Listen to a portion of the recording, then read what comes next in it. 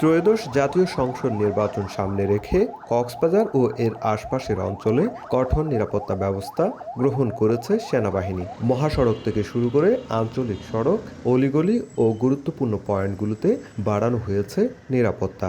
একের পর এক এপিসি ও টহল যান নিয়ে নিয়মিত টহল দিচ্ছে সেনাবাহিনী।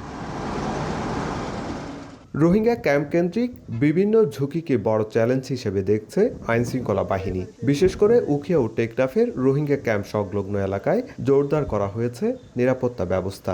সেনাবাহিনী ও নৌবাহিনীর সমন্বয়ে চালানো হচ্ছে নিয়মিত টহল, স্থাপন করা হয়েছে একাধিক চেকপোস্ট এবং আরও উন্নত করা হয়েছে ক্যাম্প ফেন্সিং ব্যবস্থা। সেনাবাহিনী জানায়, ঝুঁকিপূর্ণ এলাকা চিহ্নিত করে নিয়মিত অভিযান পরিচালনা করা হচ্ছে। এসব অভিযানে অস্ত্র, গোলাবারুদ ও সন্ত্রাসী আটকের পাশাপাশি ক্যাম্পের বাইরে অবস্থানরত রোহিঙ্গাদেরও আটক করা হচ্ছে। জনগণ যেন শান্তিপূর্ণভাবে, নির্বিঘ্নে ও নির্ভয়ে তাদের ভোটাধিকার প্রয়োগ করতে পারে সে লক্ষ্যে 10 পদাতিক ডিভিশন, অসামরিক প্রশাসন ও অন্যান্য আইন শৃঙ্খলা রক্ষাকারী বাহিনীর সাথে সমন্বিতভাবে কার্যকরী উদ্যোগ গ্রহণ অব্যাহত রাখবে। এদিকে মঙ্গলবার দুপুরে আয়োজিত সংবাদ সম্মেলনে সেনাবাহিনী জানায়, নির্বাচনের দিন ভোট কেন্দ্রগুলোতে পর্যাপ্ত নিরাপত্তা ব্যবস্থা নিশ্চিত করতে সেনাবাহিনী সহ সব আইনশৃঙ্খলা বাহিনী প্রস্তুত রয়েছে।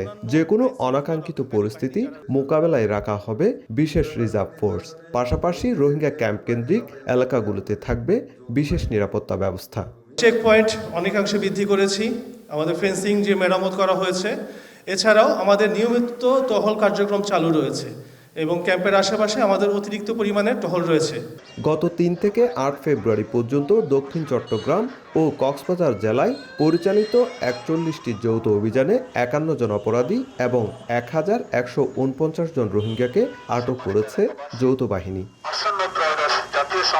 সুজাউদ্দিন রুবেল, সময় সংবাদ, কক্সবাজার।